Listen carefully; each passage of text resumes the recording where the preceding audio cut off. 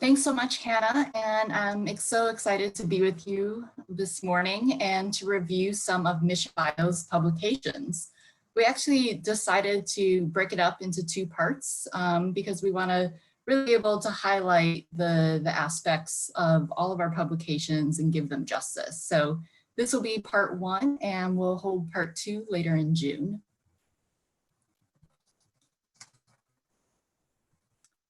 Mission Bio has been around since 2017, and we often get asked, how is Mission Bio different from other single-cell companies? And the main point is that Mission Bio is a single-cell DNA sequencing company. We were the industry first single-cell DNA platform, which we launched back in 2017. And we launched with a couple catalog panels in AML and solid tumor to really get our customers going.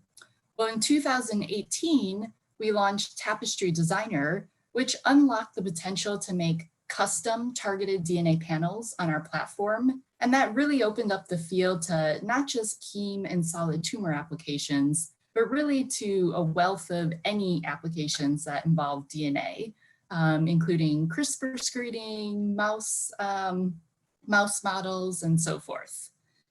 And then more recently, last year in 2019, we've been hard at work to launch the industry first DNA Multi-Omics Platform, in which we combine DNA and protein from the same single cell. And so really this launches us into the preclinical and biomarker space, and we're really excited about adding this new capability to the Tapestri platform to drive it from a DNA platform to a DNA multi-omics platform. So today I wanted to go over a couple of our seminal papers in the field. The first publications really started profiling, looking at AML samples and starting to look at them using our single-cell DNA-Seq technology to understand more in more depth, what is the clonal architecture underneath these samples. So we'll be going over Mission Bio's first couple publications. We'll take a sneak peek into DNA plus protein.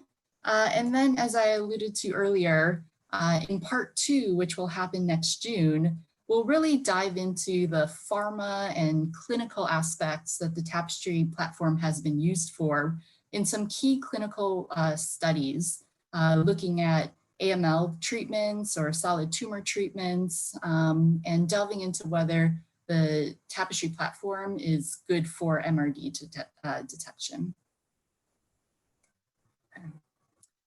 All right, but for today, I'd like to start talking about how the Tapestri platform has been used in AML, and really to retrospectively go back into that freezer and take AML samples and start to interrogate them on a single cell level to figure out what more information can single cell genomics give you. Just a little background on AML. For those of you who don't know, AML is a blood cancer and it arises from immature myoblasts. So typically your red, white, and platelet cells are made in the squishy tissue of some bones called the bone marrow. And it's called AML because it's acute or fast growing. And once the cancer begins, it moves quickly from the bone marrow into the bloodstream. Now, AML affects the myeloid cells that differentiate into the red, the white, blood cells, and the platelets. However, AML is particularly affects the white blood cells. And so what happens in AML is that these myeloid stem cells, instead of differentiating all the way into a mature white blood cell, they become stuck in an immature state called a myeloblast. And these are abnormal and they build up in the bone marrow and they build up in the blood. And so when you actually go and diagnose AML, you look at the percentage of myeloblasts in the blood in order to have a diagnosis. So AML is a blood cancer of white blood cells. And how can single cell technology be applied to take a closer look at cancer. Very recently, Nick Navin's group from MD Anderson just did a really beautiful review in Cancer Cell. And so here they do a really nice overview of single-cell genomics technology. They look at DNA-Seq, RNA-Seq, and ATAC-Seq, and they show where it can be applied in cancer research. So on the top left, you can look for cells that, very rare cells that have cancer mutations in which the cancers arise from. You can take these mutations from the cells or RNA expression signature profiles and create phylogenetic trees in order to look at how the clonality evolves with time or with treatment. You can look at the tumor microenvironment of where the cells are growing in the normal tissue. And this is where we're really excited about pairing our DNA plus protein capabilities, because the DNA will be able to identify the cancerous cells, while that protein information will really give you the information about the cell type or identity within that tumor microenvironment. So a lot of powerful things by pairing DNA plus protein. You can see how the malignant cells traverse throughout the body and look at the different clonal architecture in different parts of the body at different tumor sites. And then we think this is going to be a really big application to the field, which is looking at how the mutations within the cells progress as patients are given different therapies and they go from clinical remission to relapse, they go from responding to not responding, really understanding the underlying molecular mechanisms that determine who goes on to respond to treatment and who doesn't. And so on the right, in the big box, is just kind of highlighting what single-cell DNA sequencing allows you to see. And the number one thing is the clonal architecture. So instead of having from bulk sequencing, knowing that I have KRAS and EGFR cells, single-cell sequencing allows you to tell whether those are coming from the same cells or from different clones.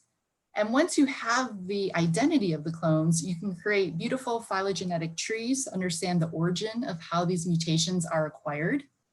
Again, you can look at how they respond with therapeutic pressure shown on the bottom left. And then you can, you know for sure whether these mutations are co-occurring in the same cell, as well as the zygosity state of these mutations. So I really encourage you to check out Nick Navin's Cancer Cell review that just came out. All right, so to start, our very first paper came out in 2018.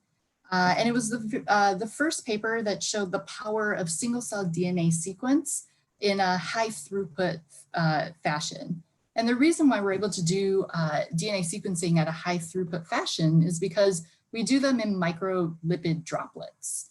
And I'm sure you've heard about the miniaturization of PCR or NGS reaction, really putting things in droplets as opposed to having a big well to do the reaction allows you to scale up immensely from 100 reactions to thousands of reactions. And so in the seminal first paper, they used the Mission Bio Tapestri Platform to look at 2 patient samples of AML. And they wanted to ask the very first question, what information does single-cell DNA sequencing uncover that is lost with bulk sequencing? And this was done in conjunction with Dr. Takahashi's group at MD Anderson. So this first patient was a 65-year-old male with AML who had been given chemotherapy and he achieved complete remission. And so we had 2 samples. We had a sample at diagnosis and we had a sample at relapse, which is shown on the left. And so you'll, in this plot, each row represents a single cell and each column represents a different variant, cancer mutation. And so what you can notice is that first off, you can see zygosity at the single cell level shown in gray, maroon, and dark red. The other thing that you get is you can see co-occurring mutations. So whether a single cell has is wild type throughout all 3 alleles, or is het or home at 1 or 2 of the alleles. And so we were able to profile both at diagnosis and relapse thousands of single cells. Then you can group them into clones based on their mutations and co-occurring mutations, which is shown in the middle. And we show that this blue clone is the one that expands during relapse. And then on the right, we show that the data match up very well to bulk sequencing. However, with single cell sequencing, it goes down to 0.1%. And oftentimes you can detect clones or mutations at a higher sensitivity than you can with bulk, which is usually around the 1 to 5% range. In the second patient, they had the opportunity to look at 3 samples. So not only did they have the samples at diagnosis and relapse, but they also had a sample at remission. And so what's really very cool and interesting to see is that, again, we see this nice zygosity and co-occurrence of mutations. And during remission, that almost all the cancer cells almost completely go away and everything is almost wild type. However, when you look on the right at the clonal architecture, it's hard to see, but if you zoom in, there are 3 and 7 cells that are detected here at remission. And these cells go on to expand during relapse. And so this is really one of the interesting, enticing things about single cell technology is being able to use this for minimal residual disease detection. If you could follow patients at remission and actually detect what clones might still be there that have cancer mutations, you could potentially put them on targeted therapies much earlier on because you're able to detect these clones at very low levels. So this was Mission Bio's first paper in collaboration with MD Anderson to really just show the different uses of what single-cell DNA-Seq technology can give you. In a second paper that came out very early on with our technology was this really cool idea that you can use the DNA sequencing not only to look for cancer mutations within cells, but you can actually look for normal mutations and use the mutations to look at genotyping. And so in this paper by Dr. Zender from Stanford Medicine, he looked at patients that had AML but were given bone marrow transplants. And so he had multiple time points. He had before the bone marrow transplant, after the bone marrow transplant, and then once AML had relapsed. And he asked the question, can you look at the cellular mosaicism between the donor and recipient to predict relapse? And then what are the benefits of single cell versus bulk? And so here we're looking at 2 patients. Patient 1 is on the top and patient 2 is on the bottom. And you can see pre-bone marrow, all of the cells are from the patient, which is shown in the black box. After bone marrow transplantation, you can figure out what the ratio is between patient cells and cells coming from the bone marrow transplant shown in gray. And so at the top, there's about a 50-50 split between the patient's own cells and the transferred cells, versus at the bottom, that patient got more of the transferred cells in the bone marrow transfer. And then you can do this analysis again at relapse, unfortunately, and again measure this proportion between the patient's own cell versus the donor cells. And what they uncovered in this study is that patient 2 ended up faring better and relapse occurred much later than for patient 1. And so what they conclude is that the more successful the bone marrow transplantation was, so the more cells that come from the bone marrow transplantation, the better chances to have a longer time before relapse, which I think is a really cool, interesting way to use the Tapestri platform. And then when they looked further into patient number 2, they were able to reconstruct the clonality. They're actually able to show which clones come from the patient versus which clones come from the donor. And then in this instance, they are able to show that they think the clone in green, which is a double mutant for TP53 and SF3B, is the one that is potentially causing relapse because it's there at very low levels and it expands during relapse. So one, with single cell technology, they were able to detect this clone at 0.2% during this point when they thought the patient was fine. And then furthermore, with single cell technology, they're able to detect that both of these mutations are actually coming from the same set of cells and not different cells, which is shown on the right in the t-SNE plot. And then finally, again, this is a retrospective study, so they went back to their freezer to look at samples. And what they conclude is the clinical status of these samples were actually that there was no morphologic evidence of disease as defined by the percent blast count in these samples. Versus what we show on the right is that you can actually detect these cancerous cells at very low levels.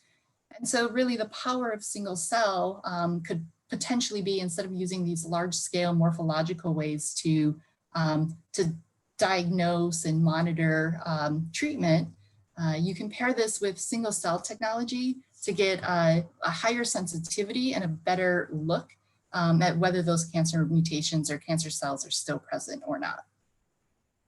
Okay. So those were our first two publications, and now it's really exciting to kind of see where single cell has launched into.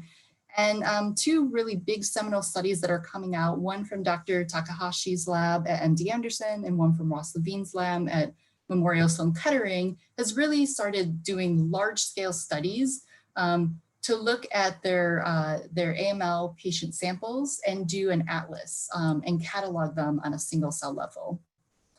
And so in this study, Dr. Takahashi looked at 77 patients with AML, and he sequenced over 500,000 cells.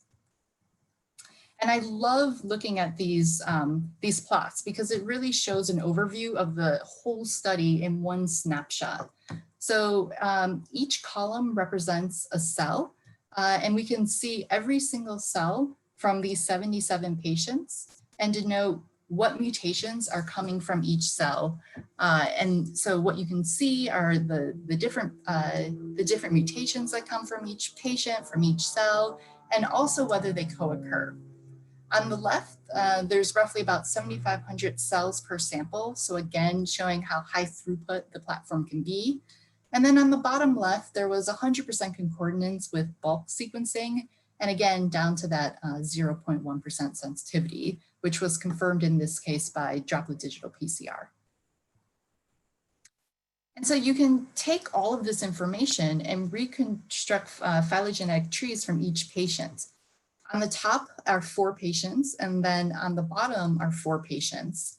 And what they show is that the way that these clones evolve and acquire different mutations can be different. Sometimes it's very straightforward, as in linear evolution, where they acquire mutations one by one by one.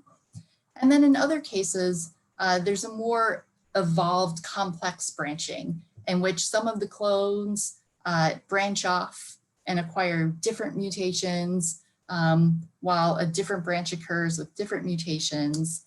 And what they show is that on the right, when you have branching evolution, you usually have a higher number of clones than when you have linear evolution. And so again, because we now know which mutations are coming from each cell, it's much easier to reconstruct these phylogenetic trees as opposed to having bulk sequencing, where you just know I have 50% VAF of KRAS and 20% VAF of maybe IDH1, and you have to try to infer a lot more in order to figure out how the mutations were acquired based on just the bulk percentage of the VAF. And then you can take this information about the phylogeny of the clones, and you can see how this changes during treatment. So on the top are 2 patient samples that had clinical remission followed by relapse. And so on the left, we can see that this FLT3 clone shown in red was really small during remission. All the clones subsided. And then during relapse, it's this red FLT3 clone that expands. And so again, if you had the power to see or measure this clone early on at baseline, you could potentially treat it much early on in the therapeutic journey. Versus the patient on the right, the FLT3 clone expands, however, it was undetected at baseline.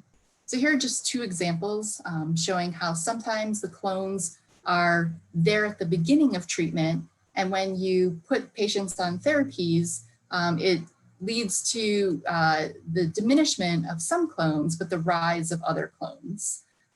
Versus on the right, sometimes the clones arise after treatment. And then finally on the bottom are 2 examples of patients that have treatment refractory, meaning that they never responded to treatment. And so again, they were put on FLT3 inhibitors, and you can see on the left, the blue and the purple clone that contain FLT3 go down, but they don't attack the other clones that don't have FLT3 mutations that are still there and causing disease.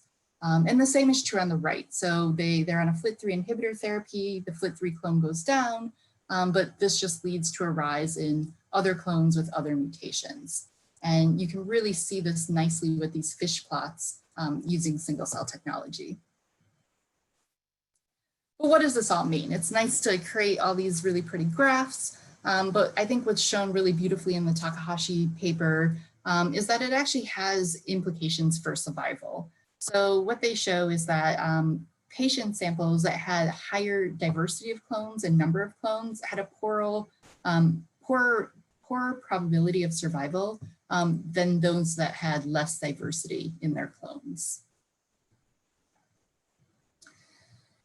And next, in a similar study, Dr. Ross Levine also is starting to go back to his samples and do an atlas, a single cell atlas, to look at the DNA mutations that occur in AML. And so his question is, he is very interested in the order of acquisition that these mutations are acquired. So again, this beautiful plot looking at 123 patients, he profiled over 700,000 single cells, and you get this beautiful idea of what the mutations are, which ones are co-occurring. And the right, just like Dr. Takahashi found, he found that as the disease severity increased from left to right, you typically find more mutations in that sample and a larger number of clones. And so he also reconstructed and did phylogenetic trees. And I found what's interesting in this paper is typically you don't get zygosity information when you look at bulk sequencing. But because you get zygosity information with single cell, they had to actually recreate their own bioinformatic tool in order to create these phylogenetic trees that took into account zygosity. And what they show for 3 different patients, again, they see this very linear branching versus more complex branching. And they're able to reconstruct which genes the mutations are occurring in first. And what they found was that the mutations often occur in epigenetic regulators, such as DMNT3A, IDH1, and IDH2 first, before they occur in signaling genes, such as NRAS and FLT3. And furthermore, they found that NRAS and FLT3 are typically mutually exclusive and don't occur from the same cells. So really powerful information. They then layered on the DNA plus protein capability of the Tapestri platform to see that different genotypes have different expressions when it comes to protein surface markers. So in this example, we have 2 clones based on genotype, a DMT3A FLT3 and a DMT3A NRAS. And it's a DMT3A NRAS clone, which is associated with higher levels of CD11B, which is a marker of leukocytes, which is not expressed for the FLT3 mutation. So we really are excited about the potential to pair genotype plus phenotype together and get even greater understanding of what's happening within these clones. So I won't go into detail, but we had the pleasure of having Dr. Ross Levine talk last month during AML Awareness Day. And so I'd encourage you to go to Mission Bio's YouTube channel where you can check out his fabulous talk where he talks about this paper more in depth. And then finally, the next paper we have with DNA plus protein just recently came out in bioarchives with Dr. Adam Abate and Dr. Catherine Smith from UCSF. We're so excited to have the Abate lab next week, next Tuesday, give our virtual seminar series. And so I don't want to steal any of his thunder, but please join us next week where he will talk about this beautiful study in which they profiled AML patients to look at DNA plus protein. So with that, I just wanted to conclude, give you a taste of what is in store with the Mission Bio platform. Very high sensitivity down to 0.1%. The power of single cell gets you the zygosity and co-occurrence of those mutations. Knowing that information, you can reconstruct clonal architecture. We can layer in DNA plus protein and really start to understand what's happening in therapeutic resistance from samples that are coming from clinical trials. We have many more papers from Mission Bio that have come out of clinical trials. And so I'm excited to do a Roundup Part 2 in which we'll look more in depth of what the clonal architecture is doing when it's under different treatment strategies. With that, I'll thank you for your time and open it up to any questions. Thanks, Kelly. That was a wonderful review of the Mission Bio publications. So a couple of questions that have come in. I think it's really great data that's coming from these single cell platforms, but often what's asked is orthogonal methods to validate some of this data. Can you speak to what's been shown in some of these papers here? Absolutely. You know, we had the same questions, our customers had the same question. And so when we were developing our DNA plus protein multi-omics platform, we paired with Dr. Sar Gill from UPenn. And so what was really great working with their group is that they had bulk sequencing data.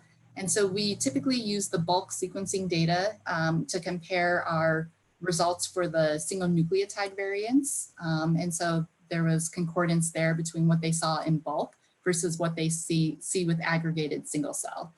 So that's a very typical experiment that people first do when they start doing single cell experiments. The second thing is we looked at copy number variation and we were able to confirm and see copy number variants that are in public databases for that particular cell line. And then the final thing is when we look at the third analyte, which is protein expression, oftentimes these samples have FACS data. And so we can look at the data from FACS to see what proportions of the cells are high or low in different protein markers and see how that correlates with the protein expression data that you resolve with single cell. Great. Another question here, with analysis, obviously this can always be challenging. What type of tools does Mission Bio provide, you know, either for just some of the variant calling and or, you know, some of these beautiful fish plots that we saw in some of these publications?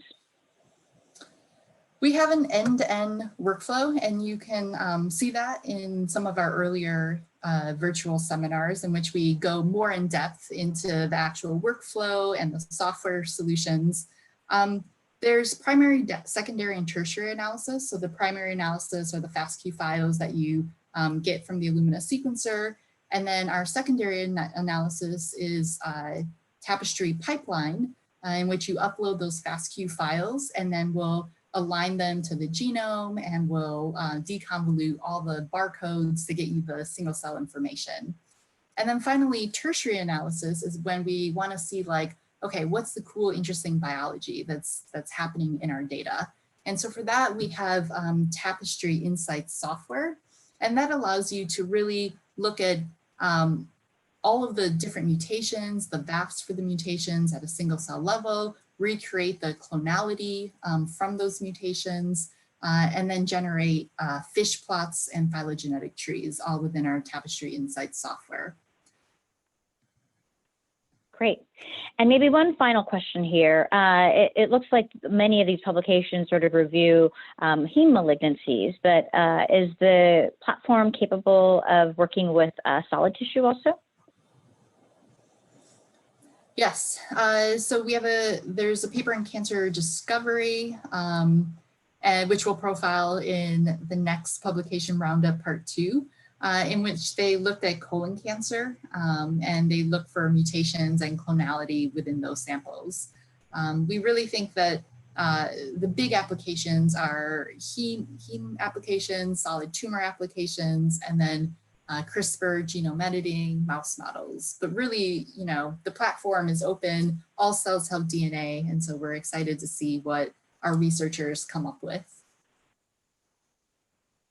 Great.